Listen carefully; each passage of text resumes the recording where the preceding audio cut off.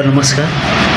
कालच्या भाऊच्या धक्क्यावर काही मुद्दे रितेश भाऊंनी मांडले, पण ते काही क्षणापुरतेच मांडले, म्हणजे त्याचा मुद्दा पूर्णपणे बनवला नाही. जशी प्राजक्ता जी गेम खेळते ती ग्रुपनं खेळते, ती ग्रुपची एक सपोर्टर आहे, ते तर सगळ्यांनाच माहिती आहे. पण त्यांना वाटते इंडिव्हिज्युअली स्वतः चांगली खेळत आहे माझ्या मतानुसार.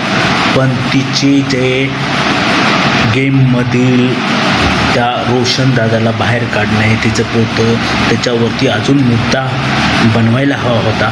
पण ही आता सुरुवात आहे, म्हणून असं वाटलं असेल त्यांना की ह्या पुढे चालून सगळ्यांचे चेहरे हे जनतेसमोर दिसणार आहे. तर मग तुम्हाला काय वाटतं याविषयी? प्राजक्तांनी केलेली चुकी रितेश भाऊंनी मांडली ती योग्य आहे का? कमेंटद्वारे सांगा. धन्यवाद.